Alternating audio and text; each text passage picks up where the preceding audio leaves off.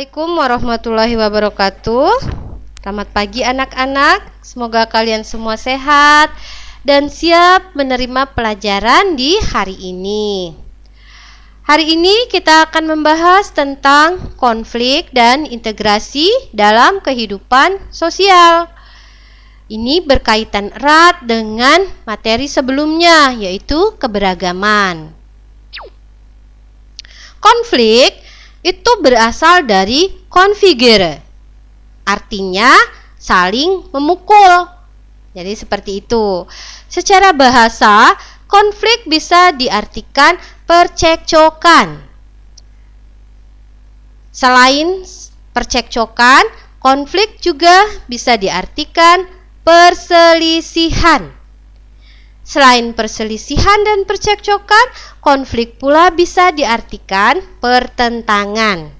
Jadi, konflik itu sama dengan percekcokan, sama dengan perselisihan, sama pula dengan pertentangan. Beberapa ahli sosiolog mengemukakan pengertian konflik, seperti Surjono Sukanto. Menurut Surjono Sukanto, konflik itu adalah proses individu atau kelompok yang berusaha memenuhi tujuannya dengan jalan menantang pihak lawan, disertai ancaman dan kekerasan. Seperti itu. Lewis E. Kusser menganggap bahwa konflik itu adalah sebuah perjuangan mengenai nilai atau tuntutan atas status atau kekuasaan dan sumber daya yang langka dengan maksud menetralkan, mencederai, atau melenyapkan lawan. John Lewis Gillin dan John Philip Gillin mengemukakan pengertian konflik itu adalah bagian dari proses interaksi sosial manusia yang saling berlawanan. Atau John Lewis Gillin dan John Philip Gillin mengatakan bahwa konflik itu adalah bagian dari sebuah proses interaksi sosial yang terjadi karena adanya perbedaan apa saja? Perbedaan fisik, perbedaan emosi, perbedaan kebudayaan, dan perbedaan perilaku. Konflik tentunya terjadi karena ada yang menyebabkan. Nah, apa penyebab konflik? Jadi ada beberapa faktor penyebab konflik. Konflik terjadi karena perbedaan individu, bisa pula karena perbedaan kebudayaan, bisa pula karena perbedaan kepentingan, bisa pula karena perubahan sosial. Kita bahas satu-satu. Penyebab konflik misalnya karena perbedaan individu. Kalian tahu manusia itu adalah individu yang unik. Jadi ketika kamu bercermin, kamu akan melihat dirimu. Lalu ketika kamu melihat yang lainnya, kamu akan temukan bahwa kamu berbeda dengan yang lain.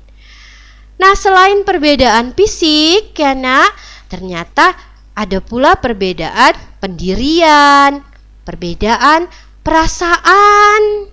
Nah, ini bisa mengakibatkan pemicu konflik. Misalnya di dalam rumahmu, kamu memiliki kakak. Kakaknya lebih senang belajar itu sambil mendengarkan musik. Terasa enjoy, terasa lebih mudah fokus jika dia sambil bernyanyi atau sambil mendengarkan musik. Berbeda dengan yang lainnya, misalnya dirimu sendiri. Dirimu lebih menyukai belajar itu misalnya dalam kondisi yang hening, tenang, diam, seperti itu ya nak. Nah, itu perbedaan yang bisa memicu konflik juga. Kemudian perbedaan kebudayaan. Kamu tahu, tiap orang itu punya kepribadian dan kepribadian itu dibentuk oleh lingkungannya. Nah, orang yang dibesarkan di lingkungan beda dan kebudayaan yang beda tentu akan berbeda pula karakternya atau kepribadiannya. Jika anak tersebut biasa di lingkungan yang menjunjung tinggi norma kesopanan, maka dia cenderung bersikap sopan.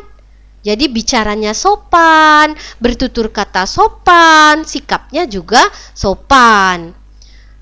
Berbeda dengan anak yang besar di lingkungan yang tidak mempedulikan nilai-nilai kesopanan. Nah, si anak yang dibesarkan di lingkungan yang seperti itu akan cenderung tidak peduli pada kesopanan. Jadi dia cuek, bicara semaunya, bersikap semaunya. Kenapa? Karena karakter yang terbentuk dari lingkungannya itu tadi. Sehingga ingat, biasakanlah berbudaya yang baik ya, bersikap yang baik, sehingga yang lainnya pun akan menjadi baik. Kemudian perbedaan kepentingan. Kepentingan tentunya berbeda-beda tiap kelompok. Jadi ada kelompok-kelompok pertanian misalnya ya, para petani, kemudian pengusaha ya nak misalnya, kemudian pecinta alam. Nah, mereka itu punya kepentingan yang beda gitu. Masyarakat juga demikian, punya kepentingan yang berbeda. Misalnya dalam pemanfaatan hutan. Nah, ketika seorang petani melihat hutan, banyak pohonnya, mereka malah punya kepentingan yang berbeda. Mereka memotong atau menebang pohon itu tujuannya karena ingin membuat lahan pertanian atau perkebunan. Jadi hutan tadi dialihkan fungsi menjadi kebun, misalnya seperti itu. Berbeda halnya kepentingan bagi pecinta alam. Pecinta alam tentunya menganggap apa yang dilakukan oleh petani tadi adalah sesuatu yang keliru. Kenapa? Bagi pecinta alam, hutan mestinya dilestarikan. Nah, itu kepentingan pecinta alam. Berbeda lagi pengusaha. Nah, kalau pengusaha namanya bisnis, yang diinginkan itu menghasilkan uang. Jadi ketika melihat hutan, banyak pohonnya, pohon bisa ditebang, ini pohon-pohon bisa dijual. Itu dalam kacamata bisnis. Jadi beda kepentingannya. Nah, perbedaan-perbedaan kepentingan ini ternyata bisa pula menyebabkan konflik di dalam masyarakat. Kemudian perubahan sosial. Perubahan sosial yang ada misalnya dari masyarakat tradisional menjadi masyarakat industri, di sini pastinya terjadi perubahan nilai-nilai. Masyarakat tradisional itu biasa gotong royong bersih-bersih, seperti misalnya membersihkan lapangan Wikora. Nih dibersihkan, gotong royong gitu, tidak perlulah pakai kontrak kerja, nggak perlu ada upah gitu ya untuk orang yang membersihkan. Nah, seperti itu. Jadi itu kalau berdasarkan perubahan sosial. Jadi ada orang-orang dahulu yang menganggap bahwa gotong royong saja, kenapa harus orang lain yang mengerjakan. Tetapi bagi yang sekarang, orang sekarang ya sudah lebih modern, di situ ada sistem kontrak kerja. Jadi pekerja saja yang membersihkannya, yang lain tidak. Jadi seperti itu. Gitu juga lingkungan. Misalnya kebiasaan-kebiasaan lain juga bisa ya perubahan sosial ini nak, kayak keamanan. Kalau misalnya sekarang sudahlah untuk mengamankan satu lingkungan itu kan sudah ada polisi gitu yang bertugas. Nah, kalau zaman dahulu tidak, ronda sistemnya. Jadi ada kesepakatan di dalam satu lingkungan itu ronda keliling, bawa kentongan itu tong keliling gitu ya nak. Jadi dia itu zaman dahulu semua serba gotong royong mengamankan lingkungan, misalnya dengan berkeliling ronda seperti itu. Dan itu sudah mulai memudar. Kenapa? Sudah ada kepercayaan terhadap kepolisian, misalnya seperti itu. Kemudian bentuk-bentuk konflik. Konflik menurut Ralph Dahrendorf ini ada beberapa macam. Jadi konflik antara peran sosial, misalnya ada konflik peran keluarga atau profesi. Satu sisi profesinya adalah sebagai polisi, misalnya mengamankan. Ada keluarga yang berbuat salah, mau tidak mau karena profesinya adalah menangkap yang salah, maka tetap saja walaupun keluarga ya ditangkap nak, seperti itu. Saya misalnya guru, profesinya guru mengajar keponakan sendiri, saudara sendiri, misalnya ada sepupu dan sebagainya ya nak. Kalau memang ternyata berbuat salah yang harus dikenakan sanksi, teguran, tentu saya tetap akan memberikan itu karena profesi saya selaku guru. Jadi walaupun keluarga ya kalau memang salah diberikan sanksi. Begitu juga gurumu mengajar anaknya sendiri, bukan berarti semuanya serba enak. Karena apa? Kalau memang si anak salah tetap akan ditegur. Itu konflik antar peran sosial, peran ganda antara peran keluarga dengan profesi. Kemudian konflik antara kelompok-kelompok sosial. Kelompok-kelompok sosial yang berbeda pendapat tentunya akan mengakibatkan konflik. Kemudian konflik antara kelompok yang terorganisasi dan tidak terorganisasi. Ini misalnya seperti geng-geng tertentu ya nak. Jadi dia tidak klop dengan yang satunya, terjadilah konflik, tidak sepaham.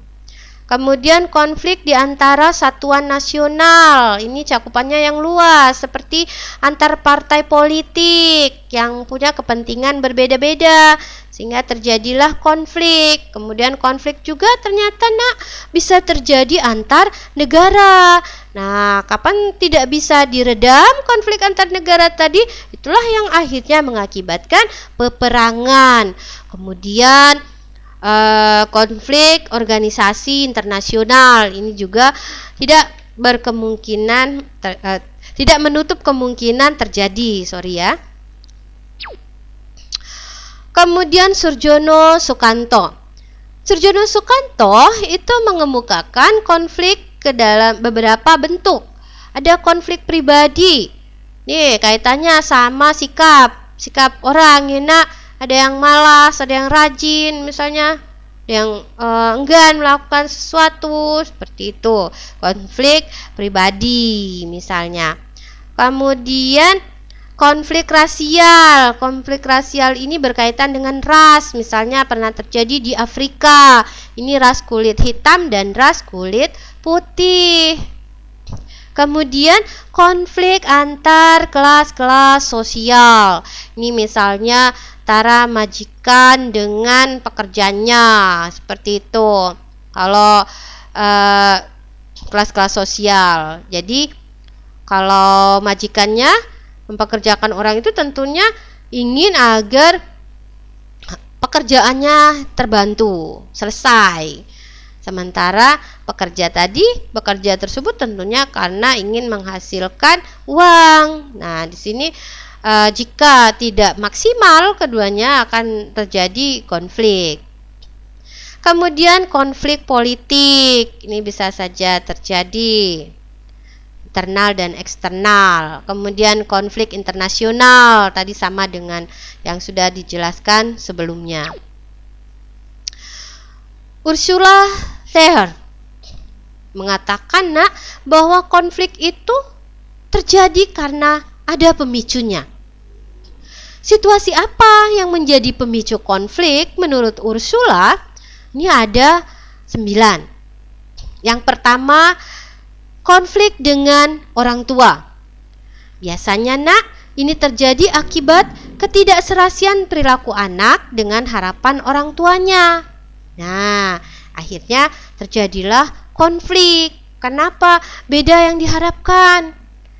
Kemudian konflik tadi bisa pula terjadi dengan anak sendiri.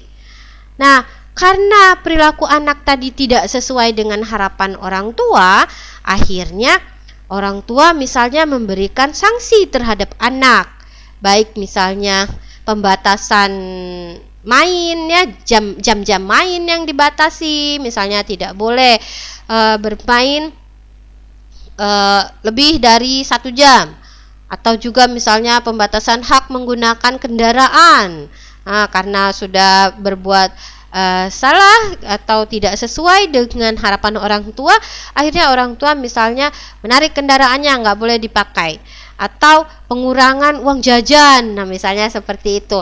Nah, jika si anak tidak menerima perlakuan orang tua ini, jadi ada reaksi anak, maka terjadilah konflik dengan anak sendiri.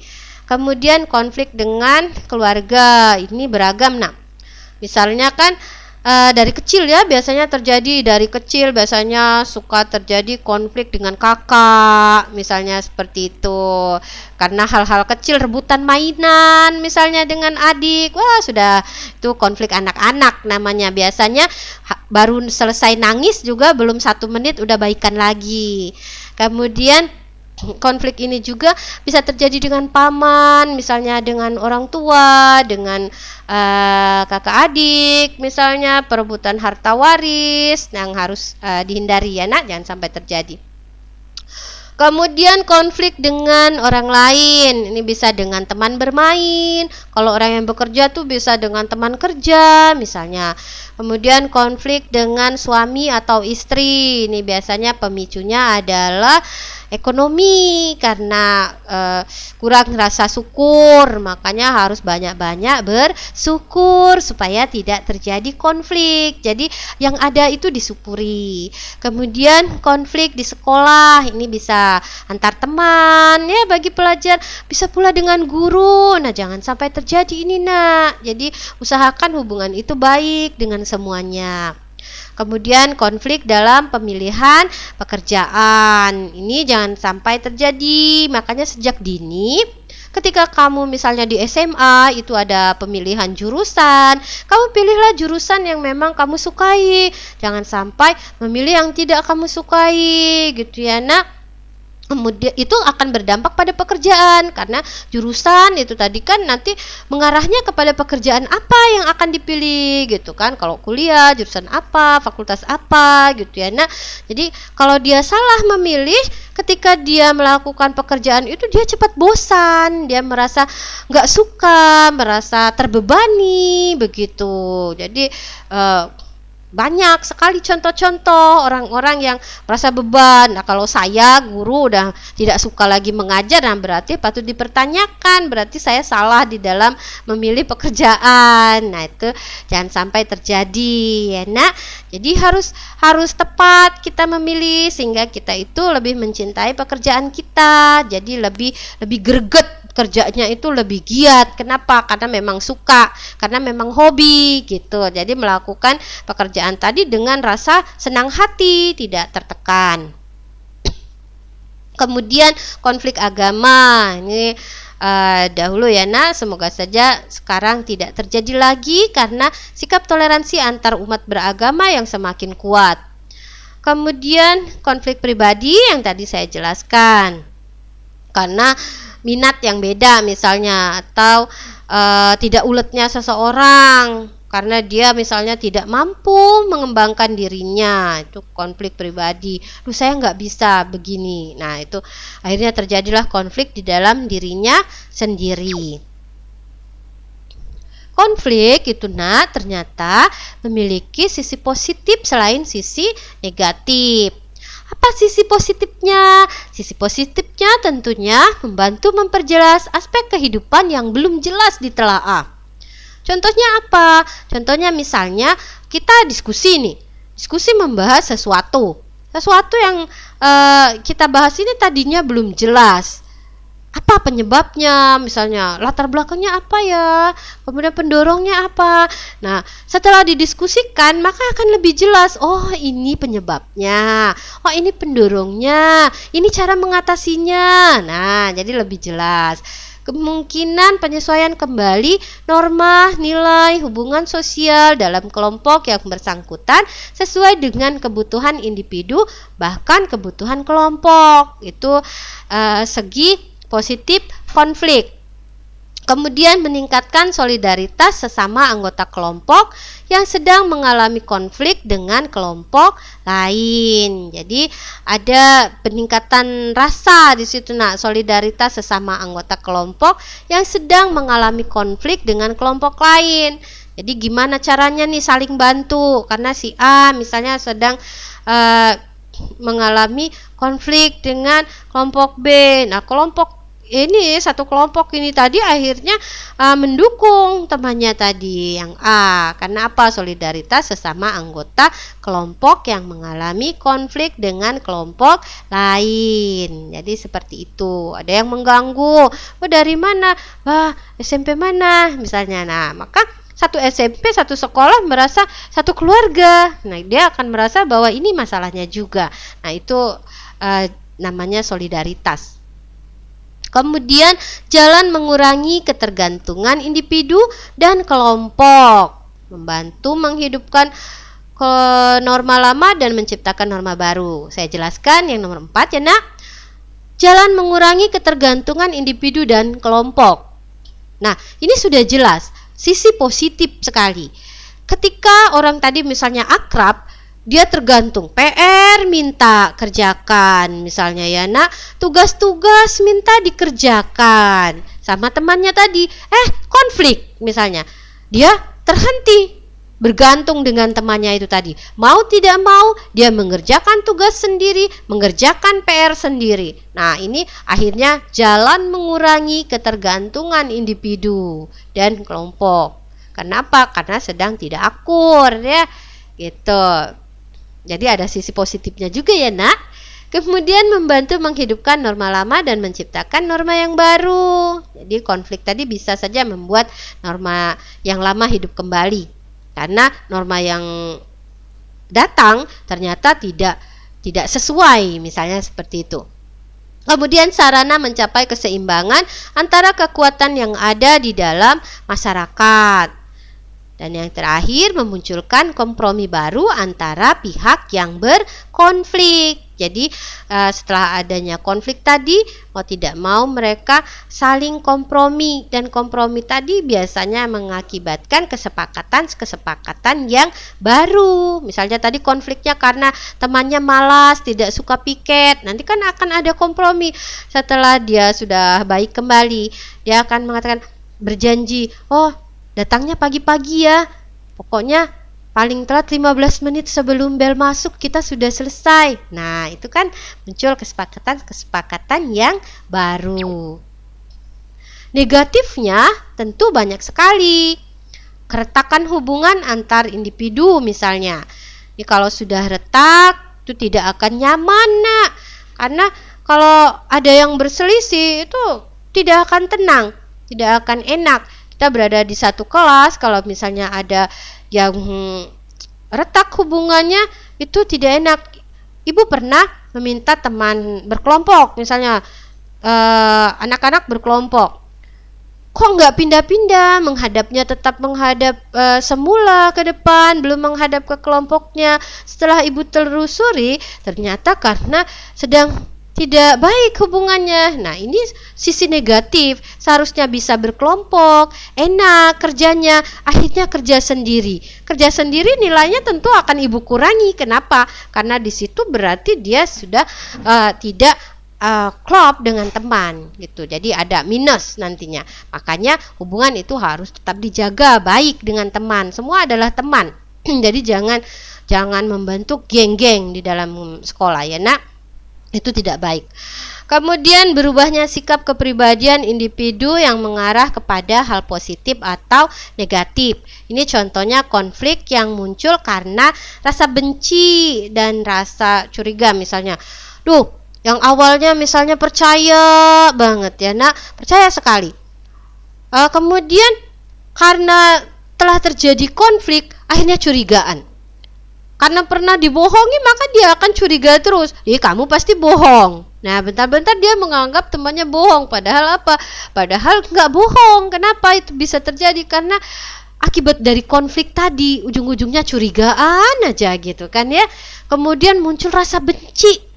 Yang tadinya akrab, ya nak, suka, senang. Akhirnya benci. Enggak lah. Gitu.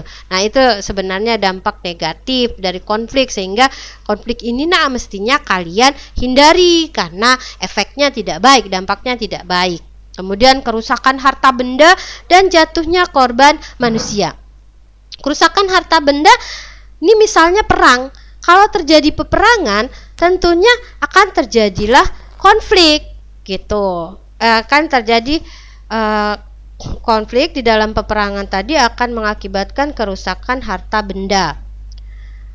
Jadi karena perang, karena konflik, maka bukan hanya harta saja yang menjadi korban, tentunya manusia pun bisa menjadi korban, tertembak lah kalau kena bom ya nak.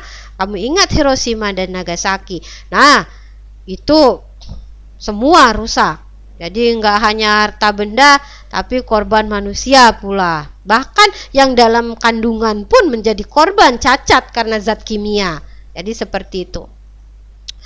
Kemudian munculnya dominasi kelompok pemenang atas kelompok yang kalah. Ini juga sisi negatif dari konflik.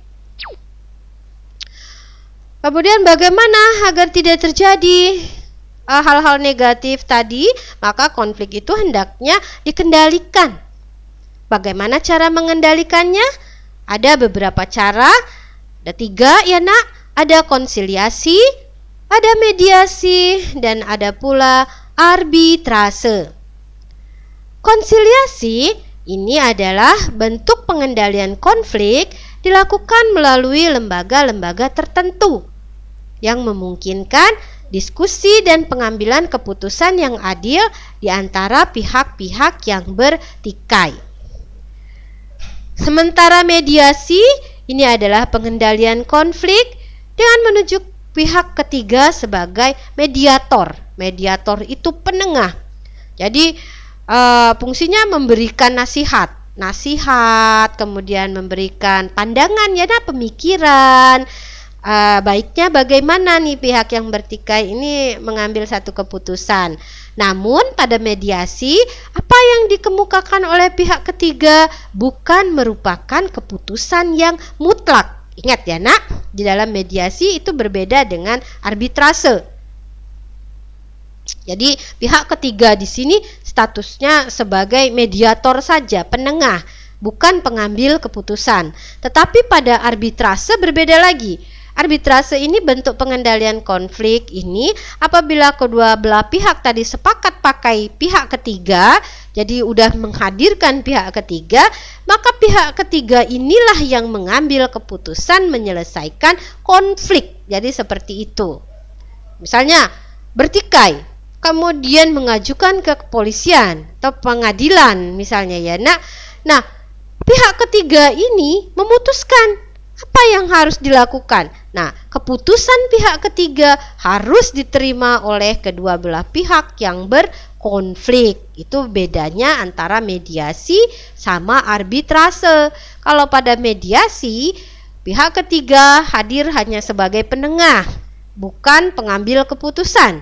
Pada arbitrase, pihak ketiga datang atau hadir di situ untuk memberikan keputusan atau menyelesaikan konflik. Jadi mau tidak mau harus menerima keputusan yang diambil oleh pihak ketiga. Gitu. George Simmel, itu ahli sosiolog Jerman yang mengatakan bahwa konflik itu bisa dikendalikan. Bagaimana cara mengendalikan konflik menurut George Simmel? Menurut George Simmel itu yang pertama saling memaafkan. Maafkanlah temannya tadi. Maafkanlah lawannya. Sehingga salah satu pihak tadi akhirnya reda kemarahannya. Karena apa? Karena sudah saling memaafkan gitu. Jadi ketika salah satu pihak itu mulai memaafkan pihak lainnya, insya Allah tidak akan terjadi konflik, maka akan terjadi damai ya nak. Kemudian kesepakatan untuk tidak berkonflik. Jadi kalau di awal sudah dibuat satu kesepakatan, kita jangan sampai terjadi konflik, maka tidak akan terjadi. Kemudian kompromi, perundingan dua pihak yang bertikai sehingga tidak ada pihak yang menang atau kalah. Nih, jadi dia saling mengurangi ego, itu namanya nak. Kemudian kemenangan salah satu pihak atas pihak lainnya. Nah, ini kemenangan salah satu pihak atas pihak lainnya. Juga bisa mengendalikan konflik. Rekonsiliasi atau memulihkan hubungan persahabatan pada keadaan semula antara pihak yang bertikai. Jadi ada rekonsiliasi itu nak memulihkan hubungan persahabatan yang misalnya tadinya renggang, kemudian dipulihkan kembali sehingga tidak terjadi konflik. Jadi itu tadi bahasan tentang konflik. Sekarang kita akan membahas tentang integrasi sosial. Integrasi sosial itu bisa dikatakan pembauran hingga menjadi satu kesatuan yang utuh atau bulat. Jadi membaur, masuk ke dalam, menyesuaikan satu sama lain, menyatu atau lebur menjadi satu. Nah, itu integrasi. Jadi, integrasi sosial itu adalah proses penyesuaian unsur-unsur yang berbeda dalam masyarakat sehingga menjadi satu kesatuan. Kamu sudah tahu unsur-unsur yang berbeda, kalian sudah tahu ya unsur-unsur yang berbeda. Kemarin kita sudah membahas tentang pluralitas, di situ ada banyak keberagaman dari status sosial, budaya, ras, etnik, agama, bahasa, sistem nilai, dan norma. Nah, ternyata keberagaman itu selain bisa memicu konflik, bisa pula menjadi penguat, menjadi unsur terbentuknya integrasi sosial atau penyatu. Ya, seperti itu. Jadi, usahakan bagaimana caranya unsur-unsur yang berbeda itu bukan memicu konflik tetapi menjadi penguat untuk bersatu. Begitu ya, Nak. William of Ockham dan Meyer Nimkov itu mengatakan bahwa integrasi sosial itu memiliki syarat. Nah, apa syaratnya? Syaratnya anggota-anggota masyarakat merasa bahwa mereka itu saling mengisi kebutuhannya, baik kebutuhan fisik maupun kebutuhan sosialnya. Jadi mau tidak mau kalau sudah begitu ada rasa saling tergantung, keterikatan. Karena apa? Karena dia merasa terpenuhi kebutuhannya akibat orang lain. Jadi di situ ada ikatan, ada hubungan ketergantungan sehingga bisa terjadi penyatuan ya, Nak. Kemudian masyarakat berhasil menciptakan kesepakatan atau konsensus. Kesepakatan bersama tentang norma, tentang nilai sosial, dilestarikan dan dijadikan pedoman dalam berinteraksi antara satu dengan lainnya. Ini termasuk menyepakati hal-hal yang dilarang menurut kebudayaan. Begitu. Jadi kalau memang ini tidak boleh begitu ya, onar, membuat onar dan sebagainya misalnya, maka jangan dilanggar apa-apa yang sudah menjadi kesepakatan. Jadi ada tata tertib, aturan, norma. Norma-norma dan nilai-nilai sosial itu berlaku pastinya cukup lama. Nah, jika lama maka tidak mudah berubah. Kenapa? Karena dijalankan, dipatuhi secara konsisten oleh seluruh anggota masyarakat. Jadi kapan kita buat misalnya peraturan di kelas, kesepakatan, ya apa-apa nih tata tertib di kelas kita, maka itu harus dipatuhi. Bagaimana piket, misalnya bagaimana sanksinya dan sebagainya. Kemudian bentuk-bentuk integrasi sosial. Ada integrasi normatif, dari namanya pastinya kamu sudah tahu terjadinya karena adanya norma yang berlaku di masyarakat. Jadi integrasi normatif ini adalah norma yang menjadi hal yang mempersatukan masyarakat. Contohnya apa? Masyarakat Indonesia nih dipersatukan oleh prinsip Bhinneka Tunggal Ika.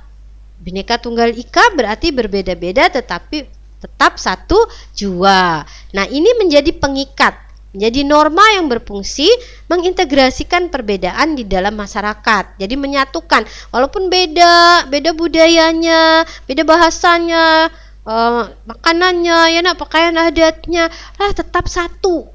Gitu, tetap masyarakat Indonesia. Kemudian integrasi fungsional, terbentuk karena fungsi pastinya. Ini mengedepankan tiap pihak di dalam masyarakat. Kita kan punya banyak suku. Contohnya integrasi suku Bugis dan suku Minang yang saya contohkan ini. Suku Bugis ini terkenal pandai melaut. Jadi dia ini pencari ikan. Maka yang dihasilkan adalah ikan. Nah, suku Minang, kamu tahu bahwa suku Minang ini pandai berdagang. Jadi hasil yang dari suku Bugis mengambil ikan di laut, tadi jadi ikannya ini dijual oleh suku Minang. Nah, ini integrasi yang baik, integrasi fungsional namanya. Kemudian integrasi koersif. Ini terbentuk berdasarkan kekuasaan yang dimiliki oleh penguasa. Berarti dia menerapkan koersif. Nah, kekerasan, terpaksa pakai kekerasan. Kenapa? Karena kalau tidak seperti itu, misalnya tidak berhentilah kerusuhan. Misalnya polisi menembakkan gas air mata. Nah, itu karena apa? Untuk menghentikan demo, untuk menghentikan kekacauan. Sehingga kalau sudah terhenti bisa bernegosiasi dengan baik apa yang mereka inginkan. Jadi bisa diambil perwakilan untuk berbicara, menyampaikan pendapatnya dengan tata cara yang baik dan benar, seperti itu. Integrasi sosial pastinya tidak terjadi begitu saja. Nah, integrasi tersebut bisa terjadi karena proses. Proses apa saja itu? Nah, ini bisa proses asimilasi. Asimilasi ini ditandai dengan usaha mengurangi perbedaan antara individu dengan kelompok di dalam masyarakat. Di dalam asimilasi ini, tiap individu berusaha mempertinggi kesatuan tindakan, kesatuan sikap. Dengan cara apa? Dengan cara memperhatikan tujuannya, tujuan bersama, bukan tujuan aku sendiri, jadi menghindari keakuan gitu ya. Nah, jadi kita berbicaranya itu dengan kata kita, karena dengan begitu akan menghindari perbedaan di dalam masyarakat, jadi tidak ada batasan. Nah, contohnya apa? Misalnya seperti perkawinan campuran antara dua negara. Kebudayaannya pastinya tidak kebudayaan aku dan kamu. Jadi namanya sudah menikah tentunya bicaranya kita, papa kita. Jadi budayanya pun mau tidak mau melebur menjadi satu tanpa batasan. Tidak ini kalau di negaraku begini, negaramu begini, tidak, tetapi menjadi satu budaya baru, biasanya seperti itu. Itu asimilasi ya, Nak.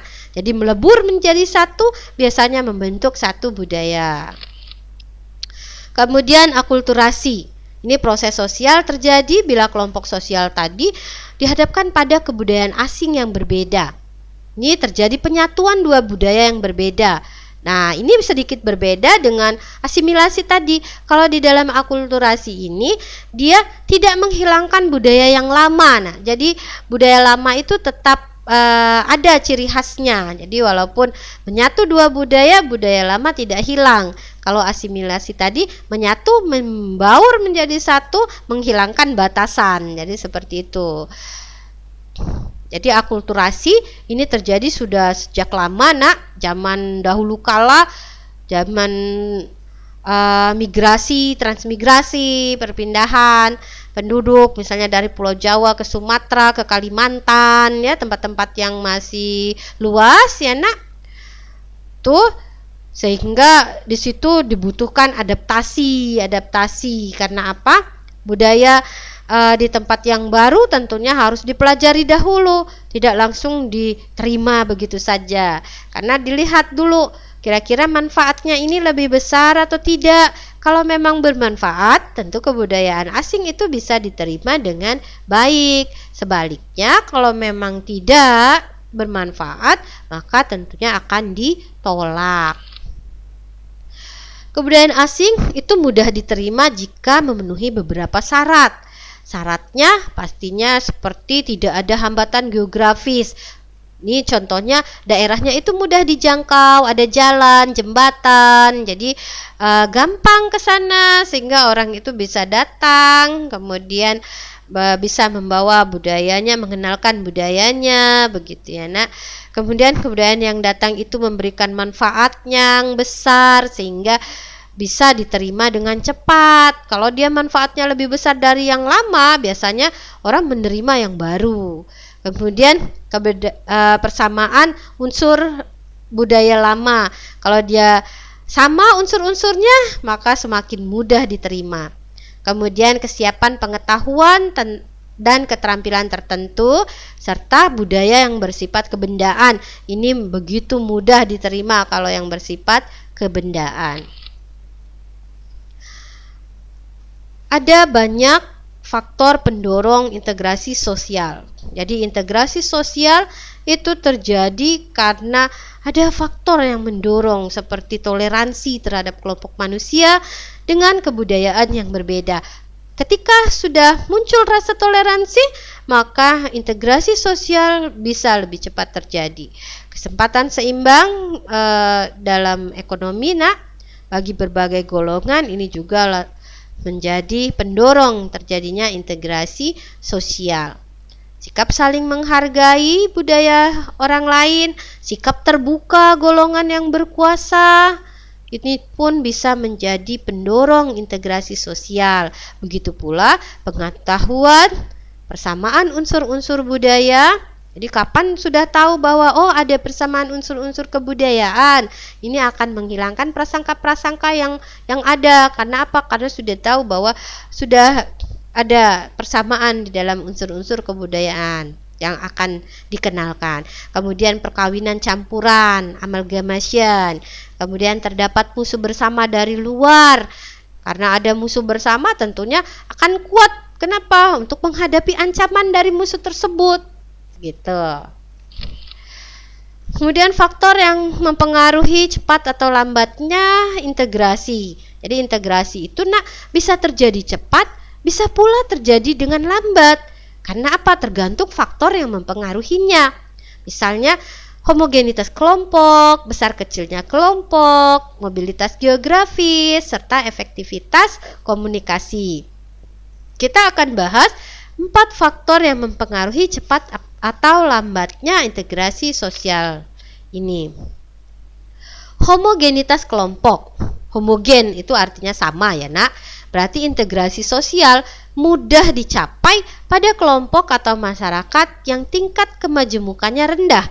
Jadi kalau dia homogen sama ya nak, kepribadiannya itu lebih mudah integrasinya. Kenapa? Sama-sama mau belajar dalam satu kelas nih misalnya, semua mau belajar, ya lebih mudah lagi gitu kan. Diskusinya enak, semuanya serba enak. Nah begitu pula di dalam satu wilayah, satu negara misalnya, itu akan mudah terjadi integrasi apabila dia homogen.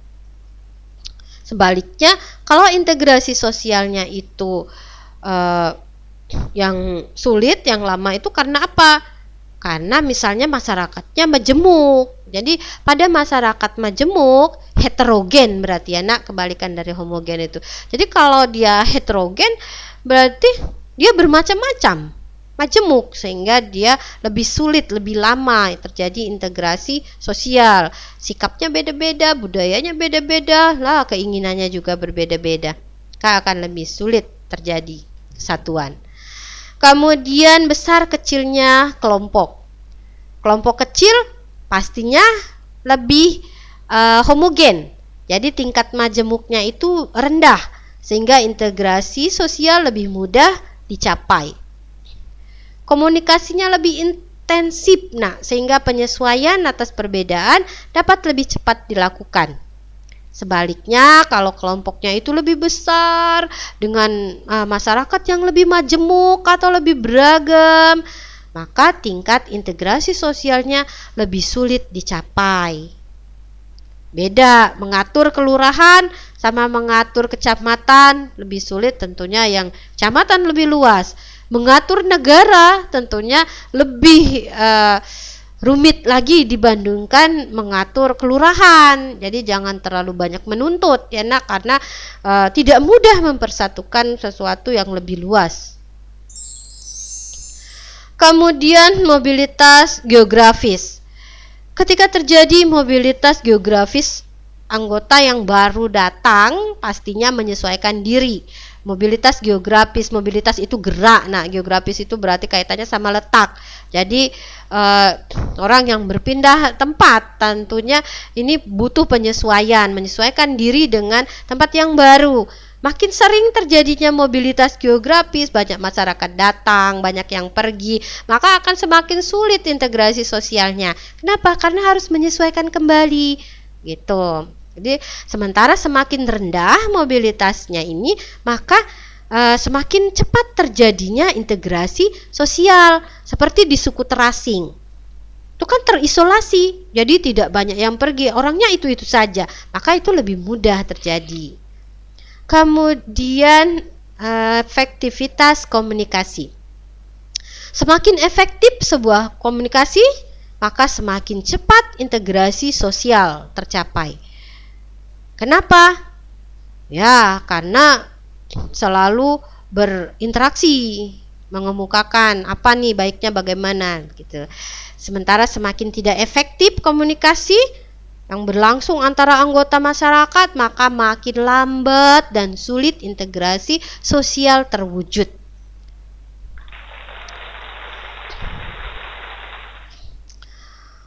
Jadi, kalian tadi telah menyimak tentang konflik dan integrasi sosial.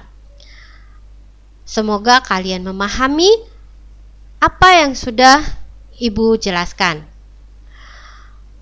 Ketika kamu sudah mengetahui dampak negatif konflik, maka hendaknya kalian semua menghindari konflik. Bagaimana cara menghindarinya? Tentunya dengan menumbuhkan rasa saling menghargai perbedaan. Tingkatkan toleransi dan ingat nak, bahwa konflik terjadi karena seseorang itu selalu ingin mencari pembenaran. Ingat, pembenaran berbeda dengan kebenaran. Pembenaran itu salah juga ingin dianggap benar. Nah, ini yang tidak baik. Maka kendalikanlah diri, jangan egois, jangan ingin selalu mencari pembenaran, tetapi berusahalah untuk memahami orang lain. Kita cari kebenaran, bukan pembenaran. Dan ingat, satu sikap baik adalah berusaha meninggalkan perdebatan. Ingat, Allah akan menjanjikan tempat yang baik di surga bagi yang mampu meninggalkan perdebatan. Jadi masa kamu tidak mau tepi taman surga, ya kan? Tempat yang baik bagi orang-orang yang selalu menghindari perdebatan, mampu meninggalkan perdebatan. Jadi tinggalkanlah perdebatan. Bukan berarti tidak mau menyampaikan kebenaran, disampaikan pada waktu yang tepat. Jangan di saat panas, karena itu akan berdampak negatif. Semoga kita semua bisa mengendalikan diri dengan baik, menghindari konflik, ya nak. Kemudian makin meningkatkan kesatuan. Jadi utamakanlah integrasi daripada konflik. Assalamualaikum warahmatullahi wabarakatuh.